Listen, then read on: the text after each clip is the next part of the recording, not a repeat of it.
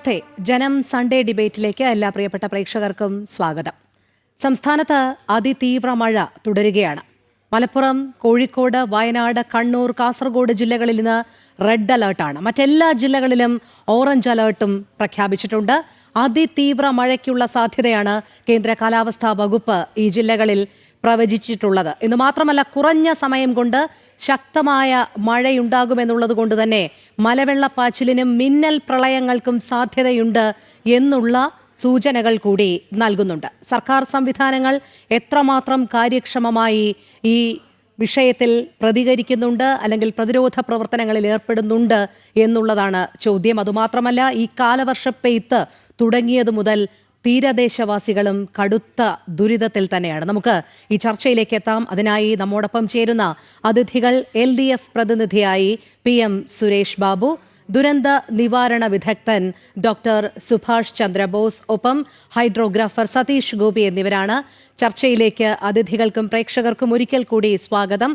അതോടൊപ്പം വെട്ടുകാട് പ്രദേശത്തു നിന്നും നമ്മുടെ പ്രതിനിധിയായ ടിൻഡു കൂടി ചേരുന്നുണ്ട്. നമുക്ക് ആദ്യം ടിൻഡുവിലേക്ക് പോകാം. അവിടെ തീരദേശവാസികൾ കടുത്ത ദുരിതത്തിലാണ്. ഈ കാലവർഷപ്പെയ്ത്ത് ആരംഭിച്ചത് മുതൽ വലിയ രീതിയിലുള്ള തിരയിളക്കത്തിൽ അവരുടെ വീടുകളിലേക്ക് അടക്കം വെള്ളം കയറുന്നുണ്ട്. അത് പ്രതിരോധിക്കുന്നതിനായി അവരാൽ ചെയ്യുന്ന കാര്യങ്ങളാണ് അവർ അവിടെ ചെയ്തുകൊണ്ടിരിക്കുന്നത്. നമുക്ക് ആദ്യം ആ തത്സമയ ദൃശ്യങ്ങളിലേക്കും റിപ്പോർട്ടിലേക്കും പോയി വന്നതിന് ശേഷം ചർച്ചയിലേക്ക് കടക്കാം. ടിൻഡുവിലേക്ക്. ടിൻഡു, അവിടുത്തെ സാഹചര്യം എങ്ങനെയാണിപ്പോൾ?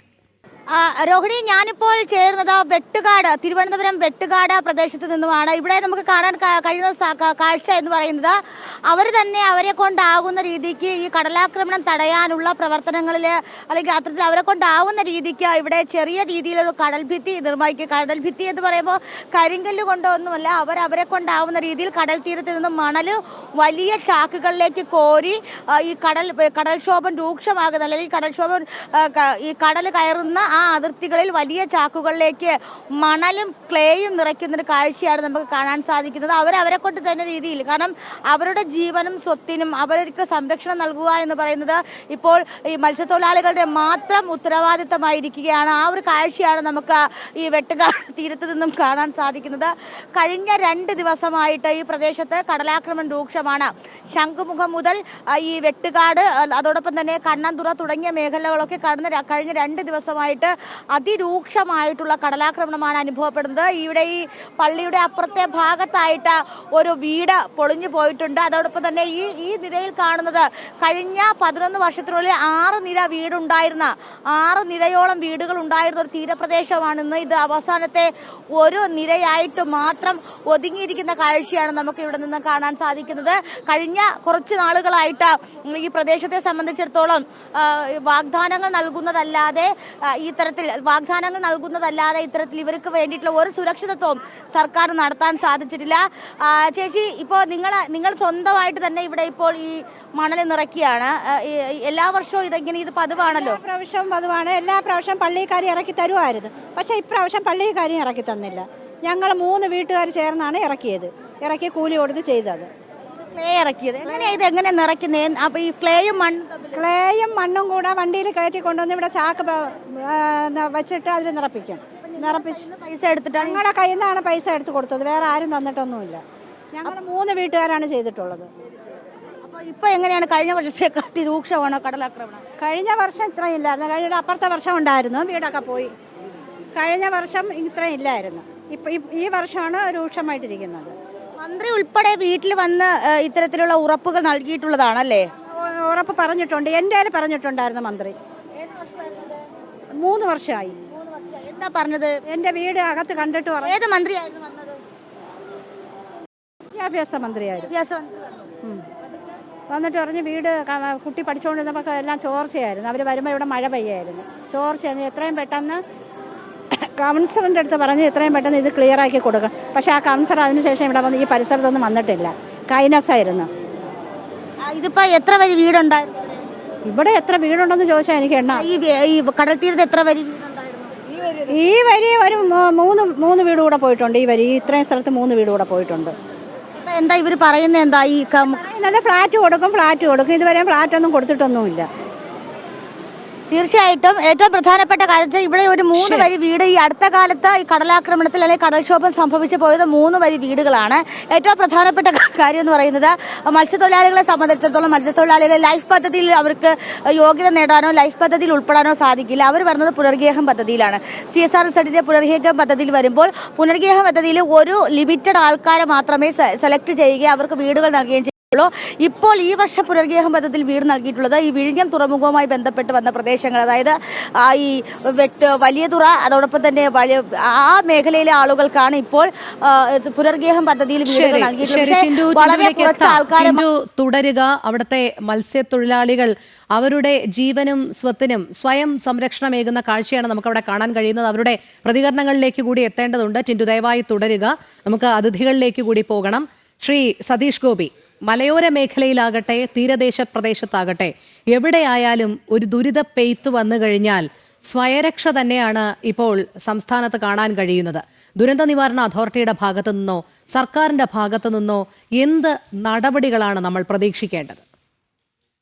രോഹിണി ചോദിച്ച ചോദ്യം വളരെ പ്രസക്തമാണ്. കഴിഞ്ഞ പ്രാവശ്യം ചൂരൽമല മുണ്ടക്കൈ ഭാഗത്ത് വലിയ രീതിയിൽ ഉരുൾപൊട്ടലുണ്ടായി. ഏകദേശം 417 മരണങ്ങൾ നടന്നു. അതിൻ്റെ താഴെ വസിച്ചിരുന്ന 417 പേർ മരണപ്പെട്ടു. അത് ഔദ്യോഗിക കണക്കാണ്. അനൗദ്യോഗികമായി അതിൽ 600-ലേറെ പേർ മരണപ്പെട്ടു എന്നുള്ളതാണ് അനൗദ്യോഗികമായുള്ള കണക്കുകൾ. ഇതിൽ 180 പേരെ കാണാനില്ല എന്ന് ഉള്ള വാർത്തയുമുണ്ട്. ഇത് നടന്ന് ഏകദേശം 1 വർഷമാകാൻ പോകുന്നു. ഇപ്പോൾ റീസെൻ്റായിട്ട് നടന്ന ഒരു സംഭവം പറയാം. ചൂരൽമലയ്ക്കടുത്ത് കരിമറ്റം മല, അവിടെ ഒരു ഉരുൾപൊട്ടൽ സംഭവിച്ചു. ഇപ്പോഴാണ് സംഭവിച്ചത്, ഒരു 2-3 ദിവസങ്ങൾക്ക് മുമ്പ്. 2 ദിവസം കഴിഞ്ഞതിന് ശേഷം മാത്രമാണ് സർക്കാർ സംവിധാനങ്ങൾക്ക് അങ്ങനെ ഒരു സംഭവം ഉണ്ടായി എന്ന് ഐഡൻറ്റിഫൈ ചെയ്യാൻ കഴിഞ്ഞത്. അപ്പം നമ്മുടെ സർക്കാർ സംവിധാനങ്ങൾ എത്രമാത്രം പിറകോട്ട് പോയിരിക്കുന്നു, കാര്യങ്ങൾ കണക്കിലെടുത്ത് വേണ്ട മുൻകരുതലുകൾ ചെയ്യേണ്ട സർക്കാർ സംവിധാനങ്ങൾ എത്രമാത്രം പുറകോട്ട് പോയിരിക്കുന്നു എന്നുള്ളത് നമ്മൾ ആദ്യം മനസ്സിലാക്കുക. കഴിഞ്ഞ പ്രാവശ്യം ഇതേ സ്റ്റുഡിയോയിൽ നമ്മൾ ഈ കാര്യങ്ങളെല്ലാം വിശദമായി ചർച്ച ചെയ്തതാണ്. അന്ന് ഇപ്പോൾ എൻ്റെ കൂടെ ഒപ്പമിരിക്കുന്ന സുഭാഷ് ചന്ദ്ര ബോസ് സാറ് വളരെ കൃത്യമായിട്ട് പറഞ്ഞു, ഡിസാസ്റ്റർ മാനേജ്മെൻ്റ് എന്ന് പറയുന്നത് ഒരു നോക്കുകുത്തിയായി മാത്രമേ പ്രവർത്തിക്കുന്നുള്ളൂ എന്ന് സാർ അടിവരയിട്ട് പറഞ്ഞു. അതിൻ്റെ ആ പറഞ്ഞ വാക്യങ്ങൾ അർത്ഥപൂരിതമാകുന്ന കാര്യങ്ങളാണ് ഇവിടെ നടന്നുകൊണ്ടിരിക്കുന്നത്. ഇവിടെ ഇപ്പോൾ ഇപ്രാവശ്യം കാലവർഷം വളരെ ശക്തമാണ്. കാലവർഷം വളരെ ശക്തമാണെന്ന് പറയാൻ കാരണം മെയ് മാസം 24-ാം തീയതി മുതൽ 30-ാം തീയതി വരെയുള്ള സമയത്ത് കണ്ണൂർ ജില്ലയിൽ പെയ്ത മഴയുടെ അളവെന്ന് പറയുന്നത് ഏകദേശം 600 മില്ലിമീറ്ററാണ്. അവിടെ ആവറേജ് എന്ന് പറയുന്നത് 60 മില്ലിമീറ്ററാണ്. 60 മില്ലിമീറ്റർ ആവറേജ് കിട്ടേണ്ട സ്ഥലത്ത് അതിൻ്റെ 10 ഇരട്ടിയോളം മഴ പെയ്തു. അതുപോലെ വടക്കൻ സംസ്ഥാനങ്ങളിൽ വയനാട് ഉൾപ്പെടെ റെഡ് അലേർട്ടാണ്. ഈ വയനാടിലാണ് ഏറ്റവും കൂടുതൽ പരിസ്ഥിതി ലോല പ്രദേശങ്ങളുള്ളത്. ആ പരിസ്ഥിതി ലോല പ്രദേശങ്ങളിൽ കഴിഞ്ഞ വർഷങ്ങളിൽ നടന്നിട്ടുള്ള, കഴിഞ്ഞ വർഷമെന്ന് മാത്രം പറയാൻ പറ്റില്ല, കഴിഞ്ഞ 10 വർഷങ്ങളിൽ നടന്നിട്ടുള്ള ഉരുൾപൊട്ടലും അതിനെ തുടർന്നുണ്ടായ ദുരന്തങ്ങളും ഇതെല്ലാം കണക്കിലെടുത്തുകൊണ്ട് ഈ മൺസൂൺ സീസൺ ആരംഭിക്കുന്നതിന് മുമ്പ്, ശക്തമായ മഴ ആരംഭിക്കുന്നതിന് മുമ്പ് എന്തൊക്കെ മുൻകരുതലുകൾ നമ്മുടെ സർക്കാർ മെഷീനറീസ് എടുത്തിട്ടുണ്ട്. അത് മാത്രമല്ല, ഇപ്പോൾ നമ്മളിപ്പോൾ നോക്കുകയാണെങ്കിൽ ഡിസാസ്റ്റർ മാനേജ്മെൻറ്റിൻ്റെ 4 നെടുന്തൂണുകൾ എന്ന് പറഞ്ഞാൽ ഒരു ദുരന്തമുണ്ടായാൽ ആ ദുരന്തമുണ്ടാവുന്നതിന് മുൻപ് തന്നെ തയ്യാറെടുപ്പുകൾ നടത്തിയിട്ടുണ്ടോ, അത് ലഘൂകരിക്കാൻ എന്തൊക്കെ മാർഗങ്ങൾ സ്വീകരിച്ചിട്ടുണ്ട്, അതായത് മിറ്റിഗേഷൻ, അത് ഉടൻ തന്നെയുള്ള പ്രതികരണം, സഡൻ റെസ്പോൺസ് എന്തൊക്കെയാണ് നമ്മൾ ചെയ്യേണ്ടത്, പിന്നെ റിക്കവറി, ഏതെങ്കിലും ദുരന്തമുണ്ടായാൽ റിക്കവറി ഏതൊക്കെ രീതിയിൽ ചെയ്യണം എന്നുള്ള ധാരണകളൊക്കെ മുൻകൂട്ടി വേണം. ഈ പറയുന്ന 4 നെടും തൂണുകളിൽ നമ്മൾ എന്തൊക്കെ സ്വീകരിച്ചു എന്ന് ചോദിച്ചാൽ നമുക്ക് അർത്ഥഗർഭമായി നമ്മളെ നോക്കി തന്നെ ചിരിക്കാനേ ഒക്കെ ഉള്ളൂ. കാരണം കഴിഞ്ഞ പ്രാവശ്യം വീട് നഷ്ടപ്പെട്ടവർക്ക് ഏകദേശം 402 വീടുകൾ സർക്കാർ നിർമ്മിക്കുന്നു. അത് കഴിഞ്ഞിട്ട് 242 വീടുകൾ ആദ്യഘട്ടത്തിൽ നിർമ്മിക്കുന്നു, 87 വീടുകൾ 2ാം ഘട്ടത്തിൽ നിർമ്മിക്കുന്നു, 73 വീടുകൾ 3ാം ഘട്ടത്തിൽ നിർമ്മിക്കുന്നു എന്ന വാർത്ത വന്നിട്ട് ഏകദേശം ഇത് മാർച്ചിൽ വന്ന വാർത്തയാണ്, 2 മാസമേ ആയിട്ടുള്ളൂ. പക്ഷേ വീട് കിട്ടുന്ന പ്രക്രിയ എന്തായി എന്ന് ചോദിച്ചാൽ നമ്മളോട് തന്നെ ചോദിക്കാം, അത് നമുക്ക് തന്നെ ഉത്തരവും കൊടുക്കാം, ഒന്നും ആയിട്ടില്ല എന്ന്. ഈ രീതിയിൽ പോവുകയാണെങ്കിൽ നമ്മുടെ നാട് എങ്ങോട്ട് പോകുന്നു എന്നൊരു ചോദ്യം മുന്നിലുണ്ട്. അത് മാത്രമല്ല, ഈ തവണ മൺസൂൺ വളരെ ശക്തമാണ്. കടലാക്രമണം, കടൽ വളരെ പ്രക്ഷുബ്ധമാണ്. നമ്മുടെ പിന്നീട് ശംഖുമുഖം മേഖലയിൽ ഏകദേശം 400 മീറ്റർ നീളത്തിൽ ഡയഫ്രം വാൾ, കോൺക്രീറ്റ് ഡയഫ്രം വാൾ കെട്ടിയിട്ടുണ്ട്. അതുകൊണ്ട് ഈ തവണ ശംഖുമുഖം പ്രദേശം വെള്ളത്തിലേക്ക് ഒഴുകിപ്പോയിട്ടില്ല. അതിനെ തടഞ്ഞു നിർത്താൻ ആ ഡയഫ്രം വാളിന് കഴിഞ്ഞിട്ടുണ്ട്. ഈ ഡയഫ്രം വാൾ നേരത്തെ ഇപ്പോൾ ന്യൂസിൽ നേരിട്ട് കാണിച്ചതുപോലെ ഡയഫ്രം വാൾ ശംഖുമുഖം ഭാഗത്ത് നിന്ന് കൊച്ചുവേളി ഭാഗം വരെ നീട്ടേണ്ടതാണ്. ഇവിടെ 4.4 കോടി രൂപ മുടക്കിയാണ് ഈ 400 മീറ്റർ ഡയഫ്രം വാൾ നിർമ്മിച്ചിട്ടുള്ളത്. അത് വളരെ എഫക്റ്റീവാണെന്ന് വർഷങ്ങൾ തെളിയിച്ചിട്ടുണ്ട്. അത് കൊച്ചുവേളി വരെ നീട്ടുകയും അതേപോലെ തെക്കോട്ട് വലിയതുറ വരെ നീട്ടുകയും വേണം. അതിന് ഏകദേശം ഒരു 200 കോടി രൂപ ആയിക്കോട്ടെ. പക്ഷേ ആ 200 കോടി രൂപ മുടക്കി സർക്കാർ ഈ സംവിധാനം ഇത്രയും നീട്ടിക്കഴിഞ്ഞാൽ ഏകദേശം തിരുവനന്തപുരത്തെ തെക്കൻ മേഖലയിലെ കടൽ തീരങ്ങൾ നമുക്ക് അവിടെയുള്ള ആൾക്കാരെ സംരക്ഷിക്കാൻ കഴിയും. മത്സ്യത്തൊഴിലാളികളെ, തീരദേശത്തുള്ളവരെ സംരക്ഷിക്കാൻ കഴിയും. പക്ഷേ അത് നമ്മൾ ഒരു കാരണവശാലും അതിന് ഒരു ഉപേക്ഷയും വിചാരിക്കരുത്. ഓരോ വർഷവും കടലാക്രമണത്തിൽ വീടുകൾ തകരുന്ന, ഈ ഭാഗത്ത് വീടുകൾ തകരുന്നവരുടെ എണ്ണം കൂടിക്കൂടി വരികയാണ്. എത്രയോ വർഷമായിട്ട് ഇത് തുടരുകയാണ്. ഇത് 90കളിലുണ്ട്, 1980കളിലുണ്ട്, 70കളിലുണ്ട്. ഓരോ പ്രാവശ്യവും ഇത് വരുമ്പോൾ മാത്രം ഇവരെ മാറ്റി താമസിപ്പിക്കുകയും സൗജന്യ റേഷൻ കൊടുക്കുകയും അല്ലെങ്കിൽ പുനർഗേഹം പദ്ധതി വഴി അവർക്ക് ചിലരിൽ വീടുകൾ കൊടുക്കുകയും ചെയ്യുന്നത് കൊണ്ട് ഇതൊരു ശാശ്വത പരിഹാരമേ അല്ല. നമ്മൾ ചെയ്യേണ്ടത് പൂർണ്ണമായിട്ടും ഇതിൽ നിന്നും ജനങ്ങളെ സംരക്ഷിക്കാൻ വേണ്ടുന്ന മിറ്റിഗേറ്റീവ് മെഷേഴ്സാണ് നമ്മൾ എടുക്കേണ്ടത്. അത് ഞാൻ ഈ നേരത്തെ പറഞ്ഞ പോലെ ഡയഫ്രം വാൾ കെട്ടി ജനങ്ങളെ സംരക്ഷിക്കേണ്ട ചുമതല സർക്കാർ സംവിധാനങ്ങൾക്കാണ്. പക്ഷേ ആ സർക്കാർ സംവിധാനങ്ങൾ എവിടെ എന്നുള്ള ചോദ്യമാണ് നമ്മളിപ്പോൾ അല്പം മുൻപ് കണ്ടത്. മത്സ്യത്തൊഴിലാളികൾ അവർ സ്വയമേവ ചെയ്യുന്ന പ്രവൃത്തി, അത്തരം കളിമണ്ണും മണലും ഒക്കെ എടുത്തുകൊണ്ട് അവർ സംരക്ഷണ ഭിത്തി കെട്ടിപ്പൊക്കുന്ന കാഴ്ച നമുക്ക് തന്നെ കാണേണ്ടി വരുന്നു എന്നുള്ളതാണ്. താങ്കളിലേക്ക് എത്താം. ഡോക്ടർ സുഭാഷ് ചന്ദ്രബോസ്, കാലവർഷം പതിവിന് വിപരീതമായി ഒരാഴ്ച മുൻപേ എത്തുന്ന കാഴ്ച നമ്മൾ കണ്ടതാണ്. അതിശക്തമായ മഴ തന്നെയായിരുന്നു. ഇടയ്ക്ക് ഒരു ശമനം ഉണ്ടായിട്ടുണ്ടെങ്കിലും ഇപ്പോൾ കഴിഞ്ഞ 2 ദിവസമായി വീണ്ടും അത് സജീവമാകുന്ന കാഴ്ച സംസ്ഥാനത്തുടനീളം കാണുന്നു. ഇന്ന് 9 ജില്ലകൾക്കാണ് റെഡ് അലേർട്ട്, ബാക്കി ജില്ലകൾക്ക് ഓറഞ്ച് മുന്നറിയിപ്പുമാണ്. സംസ്ഥാനത്തുടനീളം അതിശക്തമായ മഴയും വെള്ളക്കെട്ടുമൊക്കെ രൂപപ്പെട്ടുകൊണ്ടിരിക്കുകയാണ്. ഇതിലൊക്കെ ഉപരി ഇപ്പോൾ വലിയ കാറ്റാണ് കേരളത്തിൽ. സാധാരണ തീരദേശങ്ങളിൽ നിന്ന് വലിയ രീതിയിൽ ഇതിങ്ങനെ അടിച്ചു കയറുന്ന ഒരു പ്രതിഭാസം കൂടി കണ്ടു തുടങ്ങിയിട്ടുണ്ട്. അതിശക്തമായ കാറ്റിൽ മരങ്ങൾ കടപുഴകി വീണ് തന്നെ നിരവധി അപകടങ്ങൾ ഉണ്ടായി. അതുമാത്രമല്ല, ഗ്രാമ നഗര വ്യത്യാസമില്ലാതെ തന്നെ ഈ അതിശക്തമായ കാറ്റിൽ പലരും പല ദുരിതങ്ങളും അനുഭവിക്കുന്നത് നമ്മൾ കണ്ടതാണ്. ഒടിഞ്ഞു വീഴുന്നത് വരെ മരങ്ങളെ ഇങ്ങനെ നിർത്തുക, നഗരപ്രദേശങ്ങളിലടക്കം. അത് ഒടിഞ്ഞു വീണതിന് ശേഷം മാത്രം മുറിച്ചു മാറ്റി ഏതെങ്കിലും ഒരു വശത്തേക്ക് ഇടുക. ഇത്രമാത്രം യാതൊരു ഗൗരവ സ്വഭാവവും കാണിക്കാതെയാണ് സംവിധാനങ്ങൾ മുന്നോട്ട് പോകുന്നത് എന്നുള്ളതാണ്. അതോടൊപ്പമാണ് ഇത്തരത്തിൽ മലയിടിച്ചിൽ, മണ്ണിടിച്ചിൽ, തീരദേശവാസികളുടെ ദുരിതം, ഇതൊക്കെ ഇങ്ങനെ ആവർത്തിക്കുകയാണ്. ഓരോ വർഷവും ആവർത്തിക്കുകയാണ്. മാധ്യമ ശ്രദ്ധ നേടുന്നു, മാധ്യമങ്ങൾ ഇത് പൊതുസമൂഹത്തിനോട് ചോദിക്കുന്നു, മുന്നോട്ട് കൊണ്ടുവരുന്നു. പക്ഷേ തികഞ്ഞ അലംഭാവം തന്നെയാണ് ഇപ്പോഴും നടന്നുകൊണ്ടിരിക്കുന്നത് എന്ന് തന്നെയാണോ ഈ ദുരിതപ്പെയ്ത്ത് കാലയളവിലും നമുക്ക് മനസ്സിലാക്കേണ്ടത്? വളരെ പ്രധാനപ്പെട്ട ചില കാര്യങ്ങൾ നമ്മൾ ചർച്ച ചെയ്തുകൊണ്ട് വേണേൽ മുന്നോട്ട് പോകാൻ കഴിയുകയുള്ളൂ. ഒന്ന്, നമ്മളിപ്പോൾ പറയുന്നത് ദുരിതപ്പെയ്ത്താണെന്നാണ് എല്ലാവരും പറയുന്നത്. ശരിക്കും കാലാവസ്ഥാ വകുപ്പിൻ്റെ കണക്കനുസരിച്ച് ദുരിതപ്പെയ്ത്തായിട്ടില്ല. 39, ഇന്ന് ഞാൻ സംസാരിക്കുമ്പോൾ 1/6, അതായത് ജൂൺ മാസം 1-ാം തീയതി മുതൽ 16-ാം തീയതി വരെയുള്ള ഇന്ന് വരെ സംസ്ഥാനത്ത് കിട്ടേണ്ട മഴയുടെ 39% മഴ കുറച്ചാണ് കിട്ടിയിരിക്കുന്നത്.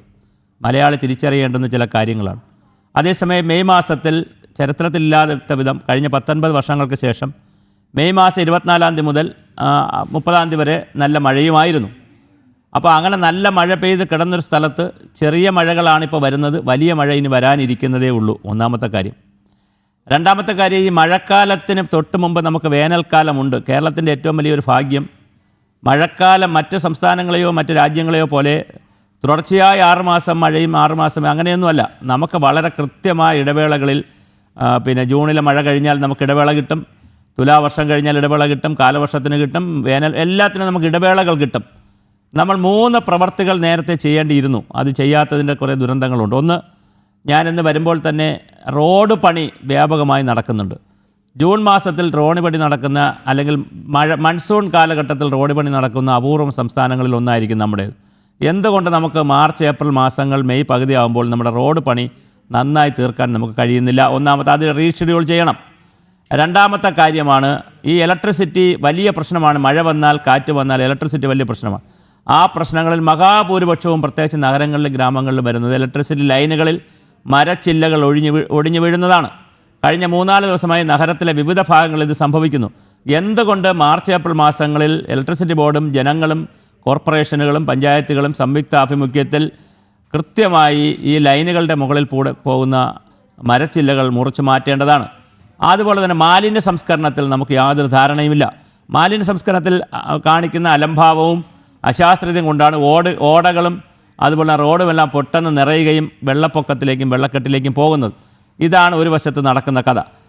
നമ്മൾ മനസ്സിലാക്കേണ്ട കാര്യം വയനാട് ഇപ്പോൾ വലിയ മഴ പെയ്തിട്ടില്ല, ഇനി മഴ വരാനിരിക്കുന്നതേ ഉള്ളൂ. ഇടുക്കിയിലും വലിയ മഴ പെയ്തിട്ടില്ല. കൂടുതൽ മഴ പെയ്തിരിക്കുന്നതും നഗരപഞ്ചായത്തുകളുള്ള പഞ്ചായത്തുകളിലേക്കാണ്, കൂടുതൽ അർബനൈസ് ചെയ്ത പഞ്ചായത്തുകളിലേക്കാണ്. അപ്പോൾ സ്വാഭാവികമായും ഇനി വലിയ മഴ വരാനിരിക്കുന്നു എന്നാണ് നാം മനസ്സിലാക്കേണ്ടത്. അപ്പോൾ തീർച്ചയായും നമ്മുടെ തയ്യാറെടുപ്പുകൾ എവിടെ പോയി എന്നാണ് എന്നോട് ചോദിച്ചിരിക്കുന്നത്. തയ്യാറെടുപ്പുകളെ സംബന്ധിച്ചിടത്തോളം ഒന്നുകിൽ നമുക്കിത് അറിയില്ല, അല്ലെങ്കിൽ നമുക്കിത് ചെയ്യാൻ കഴിയില്ല. വേറൊരു വലിയ പ്രതിസന്ധിയുണ്ട്. ഇപ്പോൾ സർക്കാർ എന്തെല്ലാം പറഞ്ഞാലും കഴിഞ്ഞ കുറച്ച് കാലങ്ങളായി ഓരോ വകുപ്പുകളുടെയും പണം കൊടുക്കാൻ അവരെ പണമില്ല, ഖജനാവിൽ പൈസ ഇല്ല എന്നാണ് പറയുന്നത്. എന്നാൽ മറ്റു ചില ആവശ്യങ്ങൾക്ക് പൈസ ഉണ്ട് താനും, അത് വേറെ വിഷയം. ഇതിൻ്റെ പ്രയോറിറ്റി എന്ത് എന്നുള്ളതാണ് പ്രധാനം. ഇപ്പോൾ PSC അംഗങ്ങളുടെ റേറ്റ് കൂട്ടുക, അല്ലെങ്കിൽ സാലറി കൂട്ടുക, പിന്നെ സോഷ്യൽ മീഡിയയിൽ കണ്ടൻറ് റൈറ്റർമാരുടെ സാലറി കൂട്ടുക, അങ്ങനെയൊക്കെയുള്ള കാര്യങ്ങൾക്കെല്ലാം അവർക്ക് പൈസ കൊടുക്കുന്നുണ്ട്. അപ്പോൾ ഇതിൻ്റെ പ്രയോറിറ്റി എന്താണെന്നുള്ളതാണ്. അപ്പോൾ മാർച്ച് ഏപ്രിൽ മാസങ്ങളിൽ ചെയ്യേണ്ടുന്ന കാര്യങ്ങൾ കടൽ തീരത്തായാലും, ഇപ്പോൾ കടൽ തീരത്ത് തന്നെ ജനങ്ങൾ ചാക്കും ചെളിയൊക്കെ കൊണ്ടിടുന്നു എന്ന് പറയുന്നു.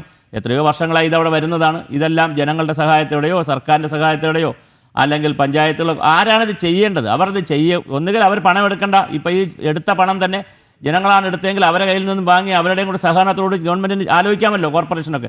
പക്ഷേ ഇങ്ങനെ ഒരു തയ്യാറെടുപ്പ്, ഒരു ഡിസാസ്റ്റർ പ്രിപ്പയർഡ്നെസ് നമ്മുടെ സംസ്ഥാനത്ത് ഇല്ല എന്ന് മാത്രമല്ല, നമ്മൾ വലിയ അബദ്ധ പഞ്ചാംഗമാണ്. കപ്പൽ അപകടം ഉണ്ടായപ്പോൾ നമ്മൾ പറഞ്ഞത് വടക്കോട്ടുള്ള ആളുകൾ കൊച്ചിയിൽ കപ്പൽ അപകടം, MSC കപ്പൽ അപകടം ഉണ്ടായപ്പോൾ ഇവിടെ അനൗൺസ്മെൻറ്റ് വന്നത്, എല്ലാ ചാനലുകളിലും പത്രങ്ങളും KSDMയുടെ അനൗൺസ്മെൻറ്റ് കൊടുത്തത് വടക്കോട്ടുള്ള കടൽ തീരത്തുള്ളവർ ശ്രദ്ധിച്ചോളാൻ. പക്ഷേ മുഴുവൻ കണ്ടെയ്നറും വന്നത് തെക്കോട്ടാണ്. അപ്പോൾ ഇതൊക്കെ എന്താണ് നമ്മുടെ ശാസ്ത്രം, എന്താണ് നമ്മുടെ സ്ഥാപനങ്ങൾ, എന്താണ് നമ്മുടെ സംവിധാനം? മാത്രമല്ല, അവശിഷ്ടങ്ങളൊക്കെ തീരത്തടിഞ്ഞിട്ട് അത് നീക്കം ചെയ്യാതെ എത്രയോ ആഴ്ചയാണ്. അതറിയില്ല, എങ്ങനെയാ ചെയ്യേണ്ടതെന്ന് അറിയില്ല നമുക്ക്. ആഴ്ചകളെന്നുള്ളതല്ല, ഇതൊന്നും നമുക്ക് അറിയില്ല. ഒന്നുകിൽ നമ്മൾ പരാജിതരാണ്. ആദ്യം ചെയ്യേണ്ടത് മലയാളി ആദ്യമായി, പ്രത്യേകിച്ച് ഈ ഗവൺമെൻറ് ആദ്യം ചെയ്യേണ്ടത്, നമ്മൾക്ക് ചില പരാജയങ്ങളുണ്ട്, ചില കാര്യങ്ങൾ പഠിക്കാനുണ്ട്. നമ്മൾ അത്ര കേമന്മാരല്ല എന്ന് നമ്മൾ ആദ്യം ആ കേമന്മാരല്ല എന്ന് പറയുമ്പോൾ ഇലക്ഷൻ്റെ പ്രശ്നം വരും, വോട്ടിൻ്റെ പ്രശ്നം വരും. നമ്മൾ മിടുക്കരാണെന്ന് പറഞ്ഞു പോയി, ഇതാ ലോക മാതൃകയാണ്, കേരളം മാതൃകയാണെന്ന് പറഞ്ഞാണ് നമ്മൾ നിൽക്കുന്നത്. അതല്ല എന്നുള്ള സത്യസന്ധമായ വിലയിരുത്തൽ നടത്താൻ ഇവിടുത്തെ ഒരു രാഷ്ട്രീയ പാർട്ടിക്കും കഴിയുന്നില്ല. ഇവിടെ 90-കൾക്ക് 2000-ന് ശേഷം നമ്മൾ ഉണ്ടാക്കിയെടുത്ത ഒരു ക്ലീശയാണ് കേരളം ലോക മാതൃകയെന്ന്. അതിനകത്ത് പെട്ട് കിടക്കുകയാണ് എല്ലാ രാഷ്ട്രീയ പാർട്ടികളും. എടുത്ത വായിൽ അവർ പറയും ഇവിടെ സമ്പൂർണ്ണ സാക്ഷരരല്ലേ, ഇവിടെ ഫെർട്ടിലിറ്റി റേറ്റ് ഇങ്ങനെയല്ലേ, കുട്ടികളുടെ ശിശുമരണ നിരക്ക് കുറച്ചില്ലേ, ഗർഭിണികളുടെ മരണം കുറച്ചില്ലേ, പോഷകാഹാരം കൂടുതൽ കൊടുക്കുന്നില്ലേ. ഇങ്ങനെ ചില അന്താരാഷ്ട്ര തലത്തിൽ ഉണ്ടാക്കി വെച്ച ചില ഇൻഡെക്സുകൾ എടുത്തു വെച്ചിട്ട് യഥാർത്ഥ പ്രശ്നത്തെ നമ്മൾ അഡ്രസ്സ് ചെയ്യില്ല. അത് മത്സ്യത്തൊഴിലാളികളുടെ പ്രശ്നം അഡ്രസ്സ് ചെയ്യത്തില്ല, മലയോരക്കാരുടെ പ്രശ്നം അഡ്രസ്സ് ചെയ്യത്തില്ല.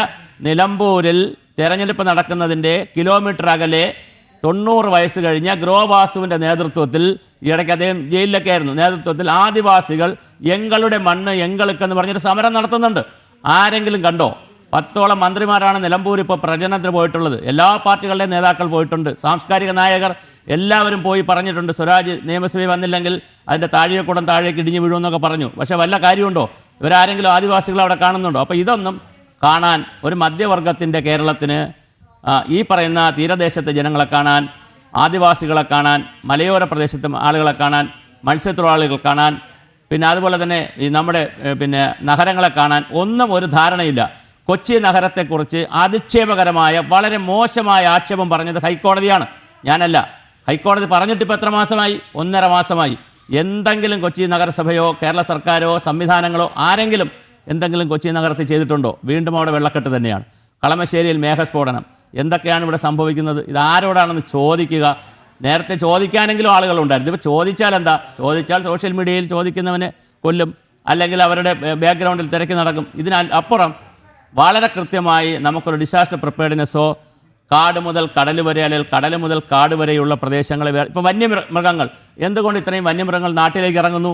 ഇതൊന്നും ചർച്ച ചെയ്യാൻ നമുക്ക് സമയമില്ല. ഇത് ഇവിടുത്തെ മുഖ്യധാര രാഷ്ട്രീയ പ്രസ്ഥാനങ്ങളുടെ അജണ്ടയുമല്ല. ഞാൻ ഒരു കാര്യം കൂടെ പറഞ്ഞ് ആ ഭാഗം അവസാനിപ്പിക്കാം. നിലമ്പൂരിൽ തെരഞ്ഞെടുപ്പ് നോക്കൂ, മുഖ്യമന്ത്രി അടക്കമുള്ള ആളുകൾ പോയി സംസാരിക്കുന്നത് എന്താണ്? എല്ലാ രാഷ്ട്രീയ പാർട്ടികളും പറയുന്നതാണ് ജമാഅത്ത് ഇസ്ലാമി എങ്ങോട്ട് എടുക്കണം, SDP എങ്ങോട്ട് എടുക്കണം, PDP ആരെ കൂടെ നിൽക്കണം, അങ്ങനെയുള്ള വർഗീയമായ കാര്യങ്ങളൊക്കെ ചർച്ച ചെയ്ത് പെട്ടി എങ്ങോട്ട് പോയി.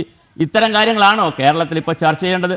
ഇവിടെ അതിരൂക്ഷമായ കാലാവസ്ഥ വ്യതിയാനമാണ്, ശക്തമായ മഴയാണ്. ആ മഴയെ താങ്ങാനുള്ള കഴിവ് കേരളത്തിന് നഷ്ടപ്പെട്ടിട്ട് എത്രയോ വർഷമായി. ഇവിടെ ദുരിതമാണ്. മഴ മാത്രമല്ല പ്രശ്നം. ഈ പ്രശ്നങ്ങളൊന്നും ചർച്ച ചെയ്യുവാനോ അത് മുഖ്യധാര അജണ്ടയാക്കുവാനോ ഇവിടെ ആർക്കും താല്പര്യമില്ല. ഇത് കുറേ ജനങ്ങൾ, പാവങ്ങൾ അനുഭവിക്കുന്നു. കുറച്ച് പേർ അതിൻ്റെ പേരിൽ വേറെ കുറേ കാര്യങ്ങളൊക്കെ പറഞ്ഞ് ജീവിച്ചു പോകുന്ന ഒരു വല്ലാത്തൊരു സമൂഹമായി നമ്മൾ മാറുകയാണ്. അതെ, ശ്രീ PM സുരേഷ് ബാബു, അങ്ങയിലേക്ക് വരുന്നതിന് മുൻപ് നമുക്ക് വെട്ടുകാട് പ്രദേശത്തെ തീരദേശവാസികൾ അനുഭവിക്കുന്ന ദുരിതം കൂടി ഒന്ന് കണ്ടുവരാം. നമ്മൾ ഈ ചർച്ച തുടങ്ങിയപ്പോൾ ആദ്യം അവരിലേക്ക് തന്നെയാണ് പോയത്. അവർ സ്വയം രക്ഷ എന്നോണം ചില നടപടിക്രമങ്ങളിലേക്ക് കടക്കുന്നതൊക്കെയാണ് കണ്ടത്. അവർ തന്നെ ചാക്കുകൾ മണൽ നിറച്ച് അവരുടെ വീടിനോട് ചേർത്തിടുന്നതും ഒക്കെ നമ്മൾ കാണുന്നുണ്ടായിരുന്നു. അവർ അതിനോട് പ്രതികരിച്ചത് സർക്കാർ സംവിധാനങ്ങളൊന്നും അവർക്ക് വേണ്ടി ഒന്നും ചെയ്യുന്നില്ല, അതുകൊണ്ട് സ്വന്തം ജീവനും വസ്തുവും സ്വത്തും വീടും ഒക്കെ സംരക്ഷിക്കുന്നതിനായി ഞങ്ങൾ തന്നെ ഇറങ്ങി പുറപ്പെടുകയാണ് എന്നുള്ളത്. നമുക്ക് ആ തത്സമയ ദൃശ്യങ്ങളിലേക്ക് ഒന്നുകൂടി പോകാം. അതിനുശേഷം ഞാൻ താങ്കളിലേക്ക് എത്തും. ടിൻഡു, രോഹിണി നേരത്തെ സൂചിപ്പിച്ചതുപോലെ തന്നെ സംസ്ഥാനത്ത് ലഭിക്കാൻ പോകുന്നത് അല്ലെങ്കിൽ വലിയ രീതിയിലുള്ള വലിയ തോതിലുള്ള മഴയാണ് ലഭിക്കാൻ പോകുന്നത്. നമുക്കറിയാം, അതായത് വയനാട് ദുരന്തം ഉണ്ടാകുന്നതിന് മുന്നേ തന്നെ സംസ്ഥാനത്ത് ലഭിക്കുന്ന മഴയെക്കുറിച്ചും അല്ലെങ്കിൽ ഈ പ്രകൃതി പ്രതിഭാസങ്ങളെ പറ്റിയൊക്കെ വളരെ ശാസ്ത്രീയമായിട്ടുള്ള മുന്നറിയിപ്പുകൾ കേന്ദ്ര കാലാവസ്ഥാ കേന്ദ്രം നൽകിയതാണ്. കാരണം എൽനിന, ലാനിന പോലുള്ള പ്രതിഭാസങ്ങൾ, ആ പ്രതിഭാസത്തിന്റെ ഫലമായി തുടർ വർഷങ്ങൾ ലഭിക്കാവുന്ന മഴയുടെ അളവുകൾ നിലവിൽ ഇപ്പോൾ സംസ്ഥാനത്ത് ലഭിച്ചിരിക്കുന്നത് 100%-ലും അധികം മഴ ലഭിച്ചിട്ടുണ്ട് എന്നാണ് കണക്കുകൾ വ്യക്തമാക്കുന്നത്. കർണാടക കാർവാർ തീരം മുതൽ കേരളത്തിലെ ആലപ്പുഴ ജില്ല വരെയുള്ള പ്രധാനപ്പെട്ട തീരപ്രദേശം, അതിൽ ഈ പറയുന്ന പോലെ തിരുവനന്തപുരം, കൊല്ലം, ആലപ്പുഴ ഈ 3 ജില്ലകളിലെയും അതിരൂക്ഷമായിട്ടുള്ള ഒരു കടലാക്രമണം തന്നെ ലഭിക്കാവുന്ന സാധ്യത മുന്നിൽ കാണുന്നത്. സ്ട്രോങ് മൺസൂൺ വിൻഡാണ് ഈ പറയുന്ന പോലെ ഇന്ത്യൻ ഓഷ്യനിൽ നിന്നും അറേബ്യൻ ഓഷ്യനിലേക്കുള്ള ഒരു സ്ട്രോങ് മൺസൂൺ വിൻഡാണ് കാണുന്നത്. അപ്പോൾ അതിൻ്റെ ഫലമായിട്ട് വരും ദിവസങ്ങളിൽ അതിശക്തമായിട്ടുള്ള മഴ ലഭിക്കും. മഴയ്ക്ക് പുറമെ 60 കിലോമീറ്റർ, അതായത് സാധാരണ ദിവസവും 60 കിലോമീറ്ററിൽ മുകളിൽ കാറ്റ് വീശിയടിച്ചാവുന്ന സാധ്യതയുണ്ട്. ഈ കാറ്റാണ് ഒരു പക്ഷേ ഈ സമുദ്രത്തെ സംബന്ധിച്ചിടത്തോളം, ഈ തിരമാലകളെ സംബന്ധിച്ചിടത്തോളം കടലാക്രമണങ്ങളെയൊക്കെ സ്വാധീനിക്കുന്നത്. കള്ളക്കടൽ പ്രതിഭാസവും വലിയ ശക്തിയേറിയ വേലിയേറ്റവും ഉണ്ടാകാം. സാധാരണ വേലിയേറ്റം 1.5 മീറ്റർ ഉയരത്തിലാണ് തിരമാലകൾ പതിക്കുന്നതെങ്കിൽ ഇത്തവണ അല്ലെങ്കിൽ ഈ മൺസൂണിന്റെ ഫലമായിട്ട് 4 മീറ്ററിന് മുകളിൽ വരെ തിരമാലകൾ പതിച്ചേക്കാവുന്ന ഒരു മുന്നറിയിപ്പാണ് നൽകുന്നത്.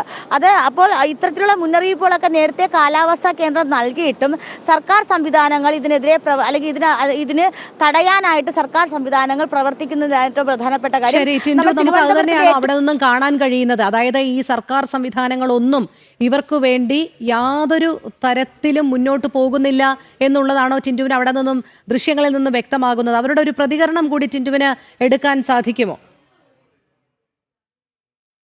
തീർച്ചയായിട്ടും അത്തരത്തിൽ തന്നെയാണ്. ഈ കഴിഞ്ഞ കാലങ്ങളായിട്ട് സർക്കാർ സംവിധാനങ്ങളൊന്നും പ്രവർത്തിക്കുന്നില്ല എന്ന് തന്നെയാണ്, അല്ലെങ്കിൽ അവർക്ക് അനുകൂലമായിട്ടുള്ള തീരുമാനങ്ങൾ എടുക്കുന്നില്ല. കഴിഞ്ഞ വർഷം വരെയൊക്കെ ഈ പഞ്ചായത്തിൽ നിന്നൊക്കെ അനുകൂലമായിട്ടുള്ള, അല്ലെങ്കിൽ പഞ്ചായത്ത് അറിയിക്കുക, അല്ലെങ്കിൽ ഈ പറയുന്ന നഗരസഭ അറിയിക്കുകയൊക്കെ ചെയ്തിട്ടും ഇവർ ഈ പ്രദേശത്തെ സംബന്ധിച്ചിടത്തോളം ഒരു കടൽഭിത്തി നിർമ്മിക്കാനുള്ള ഒരു തീരുമാനത്തിൽ പോലും അവർ കടക്കുന്നില്ല എന്ന് വേണം മനസ്സിലാക്കേണ്ടത്. എല്ലാ വർഷവും ഇവിടെ ഇങ്ങനെ തന്നെയാണ്. എല്ലാ വർഷവും ഇങ്ങനെ തന്നെയാണ്.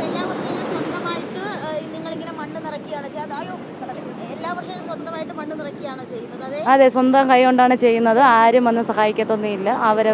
ഇപ്പോൾ വേണമെങ്കിൽ കടപ്പുറം ഭയങ്കര ക്ഷാമമാണ്. അപ്പോൾ അവരെ കയ്യിലൊന്നും ഒരു ചിലവിനൊന്നും പോലും പൈസയില്ല. ഓരോ കുടുംബങ്ങൾ കടപ്പുറത്ത് നിന്ന് കിട്ടുന്ന സാധനം കൊണ്ടാണ് ജീവിക്കുന്നത്. പിന്നെ ഇപ്പോഴത്തെ കപ്പലിൻ്റെ ദുരന്തം കാരണം അവരെ കയ്യിൽ ഒന്നും കിട്ടുന്നില്ല, ഒരവസ്ഥയില്ല. പിന്നെ ഇപ്പോൾ ഇതെല്ലാം ചെയ്യുന്നത് അവരെ പാവങ്ങളുടെ കൈ കൊണ്ടാണ് എല്ലാം ക്ലേ ഇതെല്ലാം അടുക്കുകയും ചെയ്യുന്നത്. മണ്ണ് നിറയ്ക്കാനായിട്ട് നിങ്ങൾ തന്നെയാണ് സ്വയമേ ഈ ചാക്കുകൾ മണ്ണ് നിറച്ചിട്ട് ഈ തീരത്ത് ഇങ്ങനെ അടുക്കുന്നത്? അതെ, ഞങ്ങൾ സ്വയമായിട്ടതിന് എല്ലാവരും സഹകരിച്ചാണ് ചെയ്യുന്നത്. ശരി ടിൻഡു, എല്ലാ വർഷവും ഈ മേഖലയിൽ ടിൻഡുവിലേക്ക് എത്താം. ടിൻഡു തുടരുക, കൂടുതൽ പ്രതികരണങ്ങൾ തേടുക. ശ്രീ PM സുരേഷ് ബാബുവിലേക്കാണ്. ശ്രീ സുരേഷ് ബാബു, തീരദേശവാസികളുടെ പ്രയാസങ്ങൾ താങ്കൾ തന്നെ കണ്ടു കാണും. അതിനു മുൻപ് നമുക്ക് മറ്റൊരു കാര്യത്തിലേക്ക് കൂടി കടക്കേണ്ടതുണ്ട്. നമ്മളിപ്പോൾ നിലമ്പൂർ ഉപതെരഞ്ഞെടുപ്പുമായി ബന്ധപ്പെട്ട് വലിയ വാഗ്ദാനങ്ങളുമൊക്കെ ആയിട്ടാണല്ലോ സർക്കാരും പ്രതിപക്ഷവും ഒക്കെ നീങ്ങുന്നത്. ഇന്ന് നടന്ന ഒരു സംഭവമാണ്. നിലമ്പൂർ കുറുമ്പലക്കാട് കാവുംപാടത്താണ് ഒരു വീട് തകർന്ന് വീണത്. പൂർണ്ണമായും ആ വീട് തകർന്നു വീണു. അത് സന്ദർശിക്കാനെത്തിയ NDA സ്ഥാനാർത്ഥിയെ കയ്യേറ്റം ചെയ്യാൻ ശ്രമിച്ചിരിക്കുകയാണ്. അതായത് അവിടേക്ക് പോകണ്ട, കാര്യങ്ങൾ തിരക്കണ്ട എന്ന് പറയുന്നു. അത് അവിടുത്തെ CPM ബ്രാഞ്ച് സെക്രട്ടറിയുടെ നേതൃത്വത്തിൽ എന്നുള്ളതാണ് ഏറെ വിരോധാഭാസം. അപ്പോൾ ഒരു ഭാഗത്ത് സർക്കാർ സ്വീകരിക്കേണ്ട നടപടിക്രമങ്ങളിലെല്ലാം വലിയ രീതിയിലുള്ള അലംഭാവം നടക്കുന്നു.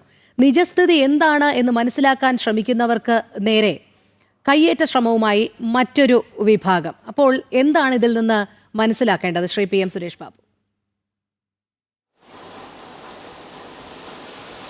ഞാനിവിടെ കേട്ടതും കണ്ടതുമായ പരാമർശങ്ങളൊക്കെ തന്നെ ഒരു പ്രത്യേകമായ രാഷ്ട്രീയ ലക്ഷ്യത്തോടു കൂടിയുള്ള വിശദീകരണങ്ങളോ വിശകലനങ്ങളോ എന്ന് വ്യാഖ്യാനിച്ചാൽ അങ്ങനെ കുറ്റപ്പെടുത്തരുത് എന്ന് ഞാൻ അഭിപ്രായപ്പെടുകയാണ്. കാര്യമൊന്നും മറ്റൊന്നുമല്ല, ഇവിടെ നടക്കുന്ന കാര്യങ്ങൾ ഇപ്പോൾ നേരത്തെ പറയുന്നത് കേട്ടു, 1.5 മീറ്റർ തിരമാല ഉയരുന്നു, ഇപ്പോൾ 4 മീറ്ററാണ് ഉയരുന്നത്. ഇതൊന്നും തടയാൻ ആരും ഒന്നും ചെയ്യുന്നില്ല എന്നാണ് കേട്ടത്. എനിക്കതിൻ്റെ യുക്തിയോ അതിൻ്റെ ശാസ്ത്രീയ വശമോ ഒന്നും മനസ്സിലായിട്ടില്ല. എന്താണ് ചെയ്യുന്നത്, എന്താണ് ചെയ്യേണ്ടത് എന്നുള്ളത്. കാറ്റ് 60 കിലോമീറ്റർ വേഗത്തിൽ കാറ്റ് വരുന്നു. ഇതിനേക്കാൾ കൂടുതൽ ഘന സെൻറ്റിമീറ്ററിൽ മഴ പെയ്യുന്നു. ഇത് മഴ പെയ്യുമെന്ന് നേരത്തെ പറയുന്നുണ്ട്. ഇത് തടഞ്ഞു നിർത്താനൊന്നും കഴിയില്ല. അതുകൊണ്ടുണ്ടാകുന്ന ദുരന്തങ്ങളെ കുറക്കാൻ മാത്രമേ ഒരു ഭരണകൂടത്തിന് കഴിയുകയുള്ളൂ. കാറ്റിനെയും മഴയെയും ഒന്നും തടഞ്ഞു നിർത്താൻ ഒരു ശാസ്ത്ര സംവിധാനത്തിനും ഇതുവരെ ഇപ്പോൾ കണ്ടുപിടിക്കപ്പെട്ടിട്ടില്ല എന്നുള്ളതാണ് എൻ്റെ ചെറിയ പരിജ്ഞാനം. പക്ഷേ അതുകൊണ്ട് നമുക്കുണ്ടാകുന്ന ദുരന്തങ്ങൾ എന്തൊക്കെ, അത് എത്രത്തോളം മിനിമൈസ് ചെയ്യാം, അല്ലെ അത് എത്രത്തോളം ഇല്ലാതാക്കാം, ഇതാണ് നമ്മൾ ആലോചിക്കുന്ന ഒരു വിഷയങ്ങൾ. അതൊന്നും ചെയ്തിട്ടില്ല എന്ന് പറയുന്നതാണ് വസ്തുതയെങ്കിൽ എനിക്ക് പിന്നെ പ്രതികരിക്കാൻ താല്പര്യമില്ല. മറിച്ച് അപര്യാപ്തമാണ് നമ്മളുടെ നീക്കങ്ങൾ, അപര്യാപ്തമാണ് ഈ കാര്യങ്ങൾ എന്നാണ് ഒരു വിശകലനമെങ്കിൽ ആ വിശകലനത്തോട് പ്രതികരിക്കാൻ ഞാൻ താല്പര്യപ്പെടുന്നുണ്ട്. ഇവിടെ നടക്കുന്ന എല്ലാ കാര്യങ്ങളും ഒരു പറയാൻ എളുപ്പമുള്ള ഒരു വിഷയമാണ്. ഗവൺമെൻറ് ഒരു വസ്തുവും ചെയ്യുന്നില്ല, ഒന്നും ചെയ്യുന്നില്ല. ഈ കഴിഞ്ഞ ദിവസത്തിലാണ് കടൽ തീരത്തെ ആളുകൾക്ക് 6 കിലോ അരി സൗജന്യമായി കൊടുക്കാനും 1000 രൂപ പോക്കറ്റ് മണി എന്നല്ല, അവരുടെ നിത്യാവശ്യങ്ങൾക്ക് കൊടുക്കാനൊക്കെ സർക്കാർ തീരുമാനിച്ചത്. സർക്കാരിൻ്റെ കയ്യിലുള്ള പരിമിതമായ സാമ്പത്തിക ശേഷി ഉപയോഗിച്ചുകൊണ്ട് ആ സാമ്പത്തിക ശേഷിയുടെ ശക്തിയിലും ബലത്തിലും നിന്നുകൊണ്ട് തീരദേശവാസികളെ സഹായിക്കുക എന്നുള്ളത്, അല്ലെങ്കിൽ രാജ്യത്തെ ജനങ്ങളെ, സംസ്ഥാനത്തെ ജനങ്ങളെ സഹായിക്കുക എന്നുള്ളത് ഒരു ഭരണകൂടത്തിൻ്റെ ചുമതലയാണ്, ഉത്തരവാദിത്തമാണ്. അത് കിട്ടുക എന്നുള്ളത് ആ ജനങ്ങളുടെ അവകാശവുമാണ്. അതൊന്നും തർക്കിക്കാൻ ഞാൻ വരുന്ന ആളല്ല. പക്ഷേ ഇവിടെ നടക്കുന്ന കാര്യങ്ങളൊന്നും തന്നെ ഒരു വസ്തു ചെയ്യുന്നില്ല എന്ന നിലയിലാണ് വ്യാഖ്യാനിക്കാൻ ശ്രമിക്കുന്നതെങ്കിൽ അത് ഒരു നല്ല രീതിയിലുള്ള മാധ്യമ പ്രവർത്തനമോ അല്ലെങ്കിൽ നല്ല രീതിയിലുള്ള ഒരു വ്യാഖ്യാനമോ ആയി ചിത്രീകരിക്കാൻ നമുക്കാർക്കും കഴിയുകയില്ല. പിന്നെ മറ്റൊരു വശത്തേക്ക് കടക്കുന്നതിന് മുമ്പായിട്ട് ഞാൻ പറയാം, നമ്മളെ സംബന്ധിച്ചിടത്തോളം പ്രകൃതി ദുരന്തങ്ങൾ ഉണ്ടാകുന്നുണ്ട്. പ്രകൃതി ദുരന്തങ്ങൾ ഉണ്ടാകാൻ പറ്റിയ ക്ലാപ്പിംഗ് ഉള്ള ഒരു പ്രദേശമാണ് കേരള സംസ്ഥാനം. കാരണം അതിൻ്റെ കാടും അല്ലെങ്കിൽ മലയും കടലും തമ്മിലുള്ള ദൂരവ്യത്യാസം തന്നെ വളരെ ചുരുങ്ങിയ പ്രദേശങ്ങളാണ്, വളരെ ചുരുങ്ങിയ കിലോമീറ്ററാണ്. 40 കിലോമീറ്ററുകളും അതുപോലെ തന്നെ 100 കിലോമീറ്ററുകളും കൊണ്ട് മലയും കടലും ചേരുന്നവർ. അതിനിടയിലാണെങ്കിൽ 48 നദികളുള്ള, അതേപോലെ തന്നെ കുറേയധികം കായലുകളുള്ള, ഇങ്ങനെ നീർത്തടങ്ങളൊക്കെ ധാരാളമുള്ള ഒരു പ്രദേശം എന്ന നിലയിൽ നമുക്കതിൻ്റെ ആ ഭൂപ്രകൃതിയുടെ സൗന്ദര്യവും സൗകര്യവും നമ്മൾ ആസ്വദിക്കുന്നതോടൊപ്പം തന്നെ അതിൻ്റെതായ പരിമിതികളും നമ്മൾക്കുണ്ട്. മലയോരത്തിലെ കർഷകരുടെ, മലയോരത്തെ ആളുകളെ ജീവിപ്പിക്കുന്നതിനും അവരുടെ ജീവിത സംരക്ഷണത്തിനും വേണ്ടി മലയോര ഹൈവേ ഉണ്ടാക്കി കൊണ്ടിരിക്കുകയാണ്.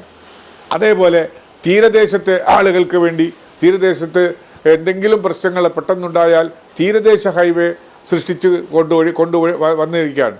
പക്ഷേ കടലാക്രമണം ഉണ്ടാകുമ്പോൾ തടയുന്നതിനാവശ്യമായ, അല്ലെങ്കിൽ കടൽ ഭിത്തികൾ കെട്ടുന്നതിനാവശ്യമായ നടപടികൾ ഇപ്പം തന്നെ നമ്മൾ കുറേയധികം ചെയ്തു. തിരുവനന്തപുരത്തിൻ്റെ മേഖലയിൽ അത് കൊച്ചുവേളി വരെ നീട്ടണമെന്ന് ഇവിടെ പരാമർശിക്കപ്പെട്ട് നീട്ടേണ്ടതാണ്. നീട്ടാൻ കഴിയുന്നിടത്തോളം കാലം കാര്യം സാമ്പത്തികമായി ശേഷിയുള്ള അവസരങ്ങളിലെല്ലാം കുറേശ്ശെ ചെയ്ത് വരുമെന്ന കാര്യത്തിൽ ഒരു തർക്കവും ആരും ഉന്നയിക്കുകയില്ല എന്ന് തന്നെയാണ് എൻ്റെ വിശ്വാസം. സുരേഷ് ബാബു താങ്കൾ പറഞ്ഞതുപോലെ ഇങ്ങനെ കുറച്ച് ചെയ്ത് എന്ന് പറയുന്നു. എത്ര നാളായി ഈ ദുരിതം പേറാൻ തുടങ്ങിയിട്ട് തീരദേശവാസികൾ എന്നുള്ളതാണ്. ഇങ്ങനെ മെല്ലെപ്പോക്ക് നയം അത് തന്നെയാണ് ചോദിക്കുന്നത്, അപര്യാപ്തത അത് തന്നെയാണ് ചൂണ്ടിക്കാണിക്കുന്നത്. ഇതിൽ പ്രത്യേകിച്ച് രാഷ്ട്രീയ ലക്ഷ്യമൊന്നുമില്ല. പക്ഷേ ഈ അപര്യാപ്തതയിലൂന്നി ഈ കാലതാമസത്തിൽ ഇങ്ങനെ നിന്നുകൊണ്ട് ഓരോ നീക്കവും നടത്തുമ്പോൾ എപ്പോഴാണ് ഫലപ്രാപ്തിയിലെത്തുക എന്നുള്ളതാണ്. നമുക്ക് നിലമ്പൂരിൽ നേരത്തെ സൂചിപ്പിച്ച ആ വാർത്തയിലേക്ക് കൂടി പോകേണ്ടതുണ്ട്. ശിവദാസ് കന്മനം ചേരുന്നു. ശിവദാസ്, അവിടെ എന്താണ് സംഭവിച്ചത്? NDA സ്ഥാനാർത്ഥി ഒരു തകർന്നു വീണ വീടും അവരുടെ കുടുംബാംഗങ്ങളെയും കാണാൻ അവിടെ എത്തുന്നു. അവിടെ CPM ജില്ലാ സെക്രട്ടറിയുടെ ഭാഗത്തു നിന്ന് NDA സ്ഥാനാർത്ഥിക്കെതിരെ ഒരു കയ്യേറ്റ ശ്രമം ഉണ്ടായല്ലോ. എന്തായിരുന്നു ആ സംഭവം? രോഹിണി, മലപ്പുറം നിലമ്പൂരിലെ കുറുമ്പലക്കോട് കാവുംപാടം എന്ന സ്ഥലത്താണ് ഇത്തരത്തിൽ ഒരു അനിഷ്ട സംഭവം ഉണ്ടായത്. 4 സെന്റ് നഗർ എന്ന സ്ഥലത്ത് ഒരു കോളനിയാണ്. ഈ കോളനിയിൽ ഇവർ സ്ഥാനാർത്ഥി പര്യടനം നടത്തുകയായിരുന്നു. സ്ഥാനാർത്ഥിയും അതോടൊപ്പം തന്നെ അദ്ദേഹത്തിൻ്റെ കൂടെ കുറച്ച് പ്രവർത്തകരും ഉണ്ടായിരുന്നു. ഈ സമയത്ത് നമുക്കറിയാം, കഴിഞ്ഞ ദിവസങ്ങളിലെല്ലാം തന്നെ ശക്തമായ മഴയാണ് നിലമ്പൂരിൽ ഉണ്ടായിരുന്നത്. ഇന്നും മലപ്പുറം ജില്ലയിലാകെ റെഡ് അലേർട്ടാണ്. ഈ സമയത്ത് ഈ കോളനിയിൽ ഉള്ള ഒരു വീട് തകർന്നിരുന്നു. ഈ കഴിഞ്ഞ ദിവസങ്ങളിൽ പെയ്ത മഴയത്ത് ഈ വീട് തകർന്നതായിരുന്നു. ഈ വീട് ആണ് ഈ NDA സ്ഥാനാർത്ഥി അഡ്വക്കേറ്റ് മോഹൻ ജോർജ് സന്ദർശിച്ചത്. ഈ സമയത്ത് വീട് തകർന്നതുമായി ബന്ധപ്പെട്ടുള്ള കൂടുതൽ കാര്യങ്ങൾ ചോദിച്ചറിയുകയായിരുന്നു. ഈ വീട് ലൈഫ് പദ്ധതിയുമായി ബന്ധപ്പെടുത്തിയാണ് ഇവർക്ക് അനുവദിച്ചിരുന്നത്. അങ്ങനെ ഇതുമായി ബന്ധപ്പെട്ടുള്ള കൂടുതൽ കാര്യങ്ങൾ ചോദിച്ച് അറിയുകയായിരുന്നു. അപ്പോഴാണ് ഇവിടെയുണ്ടായിരുന്ന CPM പ്രവർത്തകർ, പ്രത്യേകിച്ച് CPM ബ്രാഞ്ച് സെക്രട്ടറിയുടെ നേതൃത്വത്തിലുള്ള ഒരു സംഘം കയ്യേറ്റ ശ്രമത്തിന് ശ്രമിച്ചത്. പിന്നീട് വലിയ രീതിയിൽ തന്നെയുള്ള ഒരു വാക്കുതർക്കം ഉണ്ടായിരുന്നു. പിന്നീട് മറ്റ് ചില ആളുകളും അതോടൊപ്പം തന്നെ ചില നാട്ടുകാരും ചേർന്ന് ഇവരെ തടയുകയാണ് ഉണ്ടായത്. അത്തരത്തിലുള്ള ഒരു വാക്കുതർക്കമാണ് ഉണ്ടായത്. വീട് തകർന്നതുമായി ബന്ധപ്പെട്ട ഉള്ള ചോദ്യങ്ങൾ ചോദിച്ചുകൊണ്ടിരിക്കുകയായിരുന്നു. പ്രത്യേകിച്ച് ഈ വീട് തകർന്നതുമായി ബന്ധപ്പെട്ട് ഞങ്ങൾക്ക് സർക്കാരിൽ നിന്നും ഒരു സഹായവും ലഭിച്ചിട്ടില്ല എന്ന് പറഞ്ഞതാണ് ഇടത് നേതാക്കളെ പ്രകോപിപ്പിച്ചത്. ശരി, അത് തന്നെയാണ് വിഷയം. ശിവദാസിലേക്ക് എത്താം. ആ ദൃശ്യങ്ങൾ നമുക്കൊന്ന് കണ്ടതിന് ശേഷം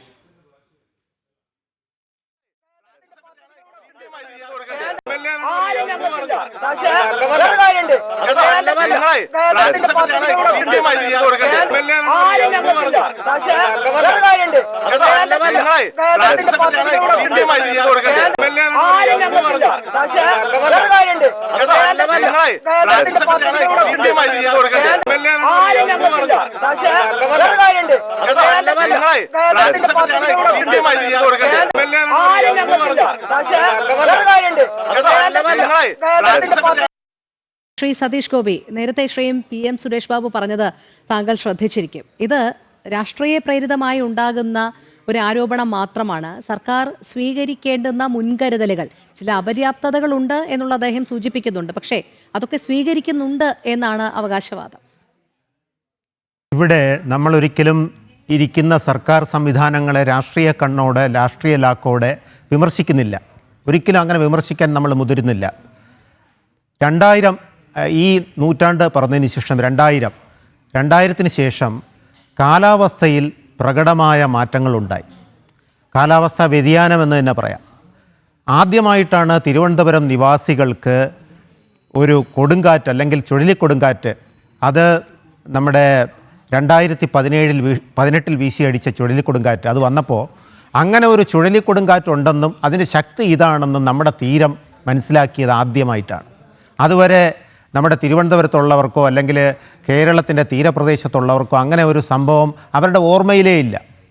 അത് കഴിഞ്ഞതിന് ശേഷം കാലാവസ്ഥയിൽ പ്രകടമായ മാറ്റങ്ങൾ ഉണ്ടാകുകയും, ഇപ്പം നേരത്തെ പറഞ്ഞതുപോലെ 4 മീറ്റർ ഉയരത്തിൽ വരെ തിരയടിക്കുമെന്ന് പറഞ്ഞാൽ അതിൻ്റെ ശക്തി ഹൈഡ്രോഗ്രാഫറായിരുന്ന എനിക്ക് ഊഹിക്കാവുന്നുള്ളതേ ഉള്ളൂ.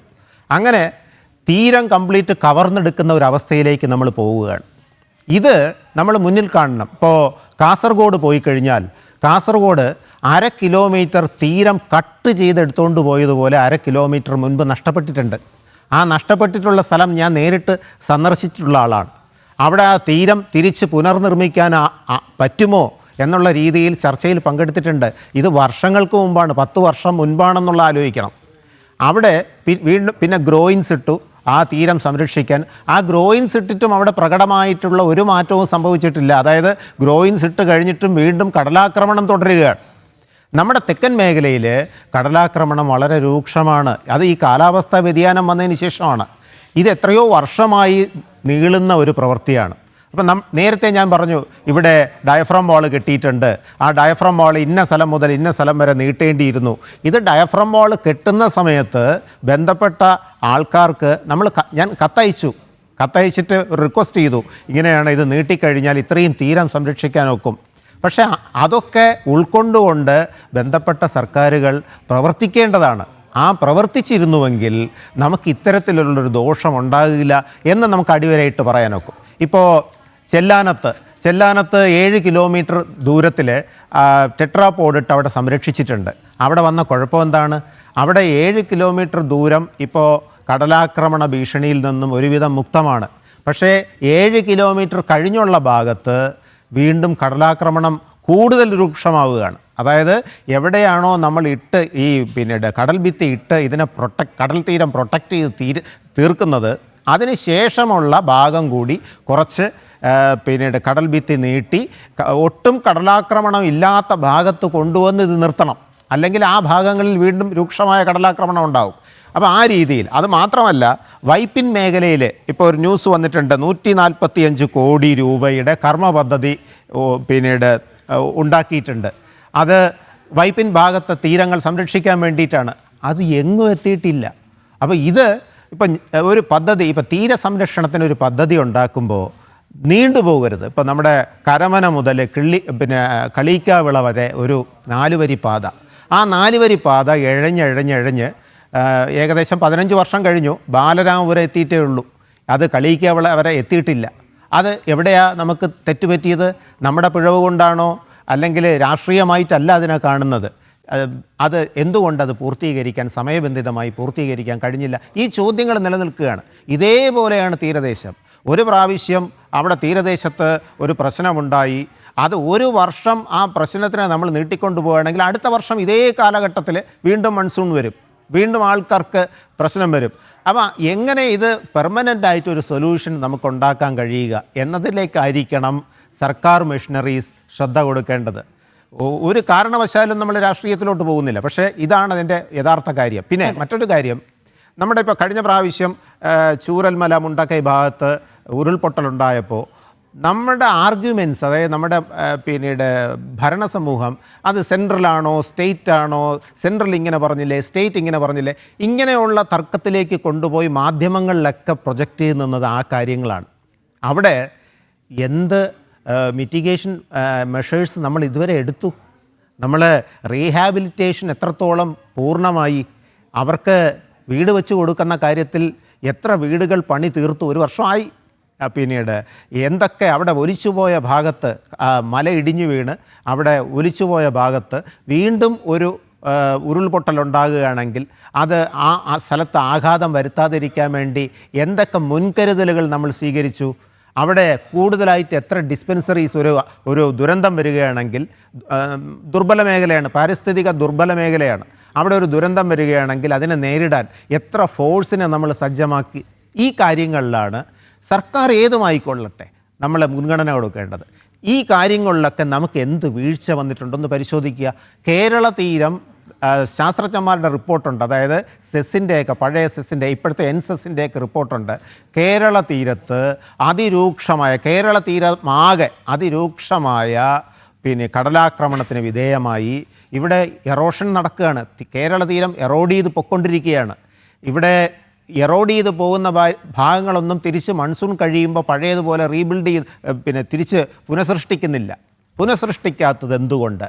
കടലിലേക്ക് ഒഴുകി വന്നുകൊണ്ടിരുന്ന മണലിനെയൊക്കെ, നദികളിലൂടെ ഒഴുകി വന്നുകൊണ്ടിരുന്ന മണലിനെയൊക്കെ നമ്മളിപ്പോൾ തടസ്സപ്പെടുത്തി. ഡാമുകൾ കെട്ടി, ചെക്ക് ഡാമുകൾ കെട്ടി, നിയന്ത്രണമില്ലാത്ത മണ്ണുവാരൽ മൂലം ഒക്കെ നദികളിൽ നിന്ന് ഒഴുകി വന്നുകൊണ്ടിരുന്ന മണലിൻ്റെ എമൗണ്ട് കുറഞ്ഞു. ഈ മണലിനെയാണ് തിരിച്ച് കടലെടുത്തു കൊണ്ടുവന്ന് ഈ തീരപ്രദേശം പരിപോഷിപ്പിക്കുന്നത്. ഇതിന് നമുക്കെന്ത് പ്രതിവിധി ചെയ്യാനൊക്കും? ഇങ്ങനെയുള്ള കാര്യങ്ങളിലാണ് നമ്മൾ മുൻതൂക്കം കൊടുക്കേണ്ടത്. അതെ, ശ്രീ PM സുരേഷ് ബാബു, അതുതന്നെയാണ്. ഇവിടെ ആരും രാഷ്ട്രീയം കലർത്തുന്നില്ല, ആരും സർക്കാരിനെ പഴിക്കുന്നുമില്ല. പക്ഷേ സർക്കാർ സ്വീകരിക്കേണ്ട നടപടികൾ എന്ത് ചെയ്തു എന്നുള്ളതാണ്. 2018 ശേഷം സംസ്ഥാനത്ത് മഴ ഒന്ന് ആഞ്ഞു പെയ്താൽ തന്നെ വലിയ ഭീതിയിലാകുന്ന ഒരു ജനസമൂഹമുണ്ട്. എന്തും സംഭവിക്കാം എന്നുള്ള നിലയിലേക്ക് ഭീതിയിലാഴ്ത്തുന്ന ഒരു കാലവർഷത്തെ കാത്തിരിക്കുന്ന ഒരു സമൂഹം. അവർക്ക് വേണ്ടി സർക്കാർ എന്ത് സംവിധാനങ്ങൾ ചെയ്യുന്നു എന്നുള്ളതാണ്. നമുക്ക് തിരമാലയുടെ ശക്തി കുറയ്ക്കാൻ കഴിയില്ല, പക്ഷേ അത് മുന്നിൽ കണ്ട് അവിടെയുള്ള തീരദേശവാസികൾക്ക് വേണ്ടി സ്വീകരിക്കേണ്ട നടപടിക്രമങ്ങൾ പൂർത്തിയാക്കാൻ കഴിയും. അത് ഇങ്ങനെ കാലതാമസം വരുത്തി അടുത്ത കാലവർഷമാകുമ്പോഴേക്കും അതിൻ്റെ പകുതിയായി അത് അതിൻ്റെ ദുരിതത്തിലേക്ക് പോയി വീണ്ടും അടുത്ത കാലവർഷം വരെ അത് മാറ്റിവെച്ച് ഇങ്ങനെയുള്ള ഈ അലംഭാവം എന്തിനാണ് എന്നുള്ള ചോദ്യം മാത്രമേ ഉയരുന്നുള്ളൂ. അല്ല, അതിനെക്കുറിച്ച് മനസ്സിലാവാതെയാണ് ഇപ്പോൾ ആരെങ്കിലും സംസാരിച്ചതെന്ന് എന്ന അഭിപ്രായമൊന്നും എനിക്കില്ല. ഞാൻ ഒരു കാര്യം പറയാം. കേരളത്തെ സംബന്ധിച്ചിടത്തോളം കേരള തീരം, കടൽ തീരം എന്ന് പറയുന്നത് ഏകദേശം സബ്ജക്ട് ടു കറക്ഷൻ 700 കിലോമീറ്റർ നീളം വരുന്ന ഒരു പ്രദേശം. അതാണ് 700 അധികം കിലോമീറ്ററാണ് കേരളത്തിൻ്റെ കടൽ തീരമായിട്ടുള്ളത്. ആ കടൽ തീരത്ത് ഒറ്റയടിക്ക് ഇതൊക്കെ പെട്ടെന്ന് ചെയ്ത് തീർത്ത് കടൽ തീരം തന്നെ ചെയ്ത് തീർക്കണം. അപ്പോൾ ഓഫ് കോഴ്സ് ഏതെങ്കിലും കുറച്ച് ബീച്ച് സൈഡുകളൊക്കെ കുറച്ച് കടലാക്രമണത്തിന് വിധേയമാകാത്തതുണ്ടായാൽ ഒരു 100 കിലോമീറ്റർ അങ്ങനെ കളയുക. എന്നാലും 600 കിലോമീറ്റർ ഒരു അടിക്ക് എല്ലാ കടൽ ഭിത്തി കെട്ടി തീർക്കണമെന്ന് പറഞ്ഞാൽ നമ്മുടെ റിസോഴ്സ് എന്താണ്? നമ്മുടെ റിസോഴ്സ് അതിന് പറ്റുന്നതാണോ? ഇപ്പോൾ ഇവിടെ വിദ്യാഭ്യാസം വേണ്ടേ? കുട്ടികൾക്ക് പഠിക്കാൻ സൗകര്യം കൊടുക്കണ്ടേ? ഇവിടുത്തെ ആളുകൾക്ക് റേഷൻ കിട്ടണ്ടേ? ഇവിടുത്തെ ആളുകൾക്ക് ആരോഗ്യത്തിന് സംരക്ഷണത്തിന് വേണ്ടേ? ഇവിടുത്തെ മറ്റ് ജീവിതങ്ങൾക്ക് യാത്ര ചെയ്യാൻ റോഡുകൾ വേണ്ടേ? ഇങ്ങനെ പല കാര്യങ്ങളിലേക്കും ഒരു ഭരണകൂടത്തിന് ശ്രദ്ധിക്കേണ്ടതുണ്ട്.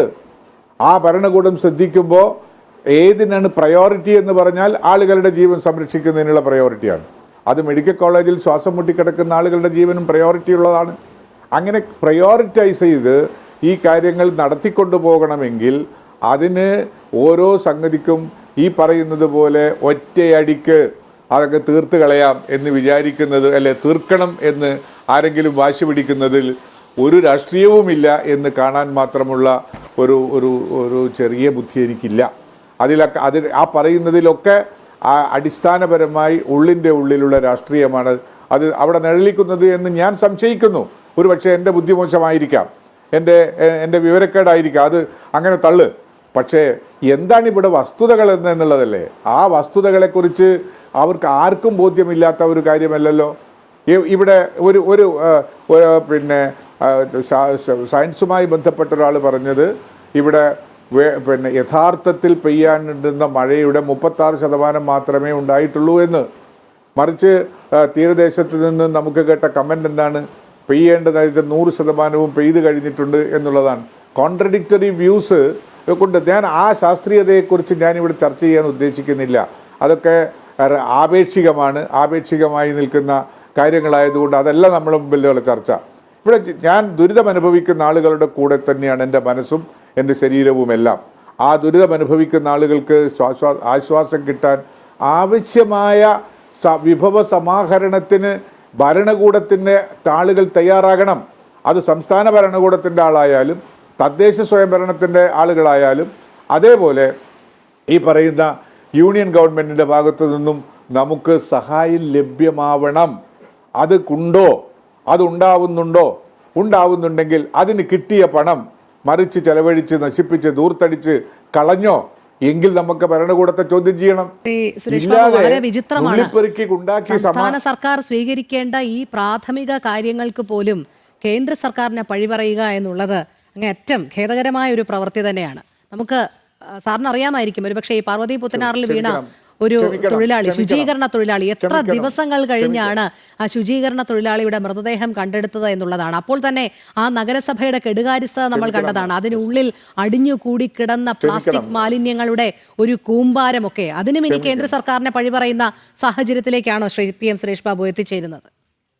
അല്ല, ഞാൻ ഈ പറഞ്ഞതിനകത്ത് അങ്ങക്ക് കേന്ദ്ര സർക്കാരിനെ പഴി പറഞ്ഞതായിട്ട് തോന്നുന്നുവെങ്കിൽ അത് അങ്ങയുടെ മനസാക്ഷി കുത്തുകൊണ്ട് തോന്നുന്നതാണ്. ഞാൻ ഒരു കേന്ദ്ര സർക്കാരിനെയും ഒരു സംസ്ഥാന സർക്കാരിനെയും ഒരു തദ്ദേശ സർക്കാരിനെയും കുറ്റം പറഞ്ഞിട്ടില്ല. പക്ഷേ ഈ സമാഹരണത്തിന് കേരള തദ്ദേശ സ്ഥാപനങ്ങളുടെ ഭരണാധികാരികൾ പങ്കാളികളാകണം എന്ന ഒരു നിർദ്ദേശം മാത്രമേ പറഞ്ഞിട്ടുള്ളൂ. ഞാൻ ഒരാളെയും കുറ്റപ്പെടുത്തിയിട്ടില്ല. കുറ്റപ്പെടുത്തുന്നു എന്ന് തോന്നുന്നത് അത് മനസാക്ഷി കുത്തുകൊണ്ടാണ് എന്ന് എനിക്ക് ശരി അങ്ങനെയാണെങ്കിൽ ശ്രീ പി എം സുരേഷ് ബാബു, ഞാൻ ഒന്ന് ഇടപെടുകയാണ്. ഇപ്പോൾ നമ്മളോടൊപ്പം തീരദേശവാസികളുടെ പ്രയാസങ്ങൾ ഏറെ മനസ്സിലാക്കുന്ന ഒരു വ്യക്തി കൂടി ചേരുന്നുണ്ട്. Shri Patrick Michael, Kerala Latin Catholic association പ്രസിഡന്റാണ് അദ്ദേഹം. ശ്രീ പാട്രിക്, കേൾക്കുന്നുണ്ടോ? ഈ കാലവർഷ പെയ്ത്ത് തുടങ്ങിയതിന് ശേഷം സംസ്ഥാന സർക്കാർ സ്വീകരിക്കേണ്ട നടപടിക്രമങ്ങളൊക്കെ പൂർത്തീകരിച്ചിട്ടുണ്ട് എന്നുള്ള പൂർണ്ണ ബോധ്യത്തിലാണോ മത്സ്യത്തൊഴിലാളികൾ? കാരണം ഒരല്പം മുൻപ് നമ്മൾ വെട്ടുകാട് നിന്നുള്ള ചില ദൃശ്യങ്ങൾ കാണുകയുണ്ടായി. വലിയ ദുരിതത്തിലാണ് തീരദേശവാസികൾ എന്ന് മനസ്സിലാക്കുന്നത്. താങ്കളുടെ ഒരു അഭിപ്രായം എന്താണ്? ഒരിക്കലുമല്ല. അതായത് കാലാകാലങ്ങളായി തീരദേശവാസികൾ അനുഭവിക്കുന്ന ആ ദുരിതം ഇപ്പോഴും അനുഭവിച്ചുകൊണ്ട് തന്നെ ഇരിക്കുന്നു. 2016 മുതൽ തീരദേശം മൊത്തത്തിൽ വളരെ അപകടമായ ഒരു സാഹചര്യത്തിലാണ് പോയിക്കൊണ്ടിരുന്നത്. 2017 നടന്ന ഓഖി ചുഴലിക്കാറ്റ്, അതുമായി ബന്ധപ്പെട്ട് തുടങ്ങിയ ആ ദുരിതങ്ങൾ ഇന്നും വിട്ടുമാറിയിട്ടില്ല. നിങ്ങൾക്കറിയാം, കഴിഞ്ഞ ഒരു 2-3 ദിവസങ്ങൾക്ക് മുമ്പ് തിരുവനന്തപുരം ഡൊമസ്റ്റിക് എയർപോർട്ടിന് മുന്നിൽ ഒരു പ്രതിഷേധം നടത്താനായിട്ട് ഇടയായി. കാര്യം എന്തെന്ന് പറഞ്ഞാൽ, അവിടെ ഈ കാത് കേൾക്കാത്ത 2 പിഞ്ചു കുട്ടികളുള്ള ഒരു കുടുംബത്തിന്റെ വീടുമെന്നുള്ള നിലയ്ക്ക് എത്താറായി. അതായത് കൃത്യമായി സർക്കാരോ അതുമായി ബന്ധപ്പെട്ട ഉദ്യോഗസ്ഥരോ കല്ലിടുന്നതുമായി ബന്ധപ്പെട്ട പ്രവൃത്തികൾ കൃത്യമായി ചെയ്തിരുന്നുവെങ്കിൽ അങ്ങനെ ഒരു സാഹചര്യം ഒഴിവാക്കാമായിരുന്നു. ആ വീട് വളരെ ദുരിതമനുഭവിക്കുന്ന ഒരു രീതിയിലാണ് ഇപ്പോൾ നിൽക്കുന്നത്. അതിനോട് തൊട്ടപ്പുറത്ത് തന്നെ വേറൊരു വീടുണ്ട്, ജെറോം എന്ന് പറയുന്ന ഒരു അങ്കിളുടെ വീട് കൂടെയുണ്ട്. അദ്ദേഹത്തിന് കൃത്യമായി ജോലിക്ക് പോകാനോ അദ്ദേഹത്തിന്റെ വൈഫിന് ജോലിക്ക് പോകാനോ പറ്റാത്തൊരു സാഹചര്യത്തിൽ അവർ എങ്ങനെയെങ്കിലും കയറിക്കിടക്കുന്ന, പട്ടിണിയാണെങ്കിലും കയറിക്കിടക്കാൻ പറ്റുന്ന ഒരു സാഹചര്യത്തിൽ ജീവിക്കുന്ന ഒരു വീടുണ്ട്. ആ വീടുകളൊക്കെ വളരെ ബുദ്ധിമുട്ടിലാണ്. അപ്പോൾ ഈ കല്ലിട്ട് വരുന്ന ഒരു സാഹചര്യം ഉണ്ടായിട്ട് അത് പൂർത്തീകരിക്കാൻ ഇതുവരെ സാധിച്ചില്ല എന്ന് പറയുന്നത് സർക്കാരിന്റെ ഒരു വീഴ്ചയാണ്, അവിടെയുള്ള MLA വീഴ്ചയാണ്.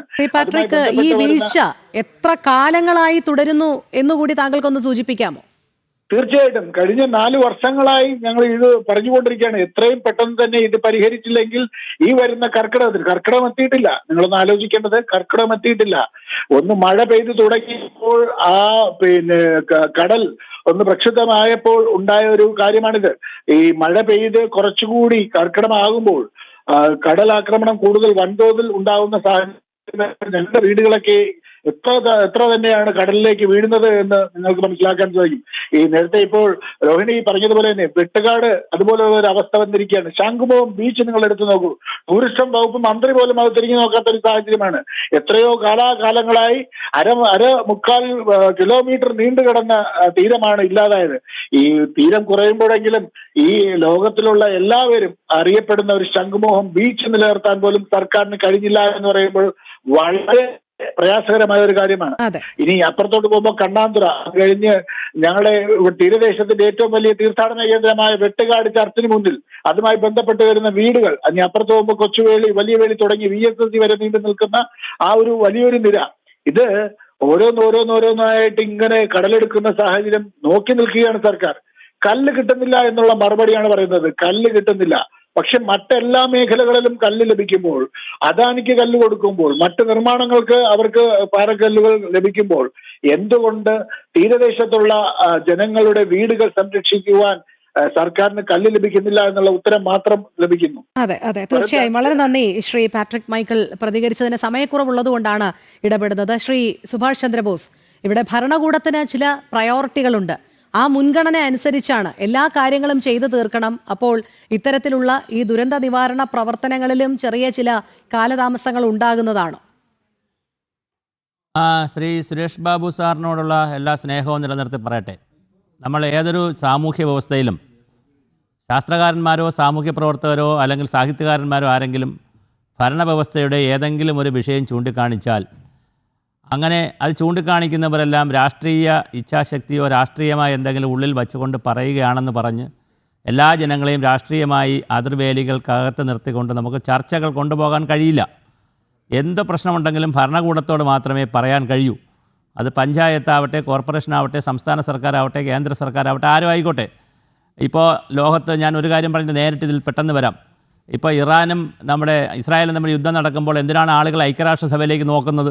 ഐക്യരാഷ്ട്രസഭ യുദ്ധമൊന്നും ചെയ്യുന്നില്ലല്ലോ. പക്ഷെ അവിടെ നോക്കും, അവിടെ നിന്നൊരു സമാധാനം കിട്ടുമോ എന്ന്. അത് ജനങ്ങളെ കുറ്റം പറഞ്ഞിട്ട് കാര്യമില്ല. രാഷ്ട്രീയം അതിനകത്ത് ദയവായി കാണരുത്. പിന്നെ അങ്ങ് ഒരു LDF പ്രതിനിധി എന്നുള്ള നിലയിൽ അങ്ങയുടെ പരിമിതി നമുക്ക് മനസ്സിലാകും. പിന്നെ ഇനി ഞാൻ വിഷയത്തിലേക്ക് വരാം. ഇവിടെ പ്രയോറിറ്റികളുടെ പ്രശ്നമുണ്ട് സാർ. അതായത് നമുക്ക് ഓഖി ഉണ്ടായതിനു ശേഷം കേരളത്തിൻ്റെ തീരത്തെക്കുറിച്ച് നിരവധി പഠനങ്ങളുണ്ട്, നിരവധി ഗവേഷണം നമ്മുടെ മുന്നിലുണ്ട്. അതിനനുസരിച്ച് ചെയ്യേണ്ട ഒരുപാട് കാര്യങ്ങളുണ്ട്. ഞാൻ വളരെ ലളിതമായി 2 കാര്യങ്ങൾ ആദ്യം സൂചിപ്പിച്ചു. അപ്പോൾ സുരേഷ് ബാബു സാർ ഇല്ലായിരുന്നു. ഒന്ന് ചോദിച്ചോട്ടെ സാർ, ഈ ഇലക്ട്രിസിറ്റി ലൈനുകളാണല്ലോ ഇപ്പോൾ ഏറ്റവും കൂടുതൽ മഴക്കാലത്ത് പൊട്ടി വീഴുന്നത്. ആ ലൈനുകളിൽ കൂടെ പോകുന്ന മരച്ചില്ലകൾ മുറിക്കാൻ മാർച്ച് ഏപ്രിൽ മാസത്തിൽ ആർക്കെങ്കിലും എന്തെങ്കിലും തടസ്സമുണ്ടോ? എന്താണ് ഇവിടെ പ്രയോറിറ്റിയുടെ പ്രശ്നം? പണത്തിൻ്റെ പ്രശ്നമാണോ? അതുപോലെ തന്നെ ഓടകളിൽ കിടക്കുന്ന മാലിന്യം വാരി ഏപ്രിൽ മെയ് മാസങ്ങളിൽ കളയാൻ ഇവിടെ എന്തെങ്കിലും പ്രശ്നമുണ്ടോ? അതുപോലെ തന്നെ പിന്നെ മഴക്കാല പൂർവ്വ ശുചീകരണ പരിപാടി മഴക്കാലം തുടങ്ങുന്ന ദിവസങ്ങളിൽ ചെയ്യാതെ 1 മാസം മുമ്പേ ചെയ്യാൻ എന്തെങ്കിലും പ്ലാനിങ് നമുക്കുണ്ടോ? ഇങ്ങനെ തുടങ്ങിയിട്ടുള്ള ഒരുപാട് കാര്യങ്ങൾ നമുക്ക് ചെയ്യുന്നതിൽ നമ്മുടെ സിസ്റ്റം ഫെയിലുവറാണ്. ഇത് സിസ്റ്റം ഫെയിലുവറാണെന്ന് പറയുമ്പോൾ ഇപ്പോൾ ഏതെങ്കിലും ഒരു പർട്ടിക്കുലർ ഗവൺമെൻറ്റിനെയോ പർട്ടിക്കുലർ മുഖ്യമന്ത്രി പറയുന്നു എന്ന് ധരിക്കരുത് സാർ. നമ്മുടെ സിസ്റ്റം അങ്ങനെ വികലാംഗരുടെ അംഗപരിമിതമായൊരു സിസ്റ്റമാണ്. നമുക്ക് ഇങ്ങനെ ചെയ്യാൻ അറിയൂ. അത് മാറണം എന്ന ആഗ്രഹമുള്ളതുകൊണ്ടാണ് നമ്മൾ വിമർശിക്കുന്നതും കാര്യങ്ങൾ പറയുന്നതും.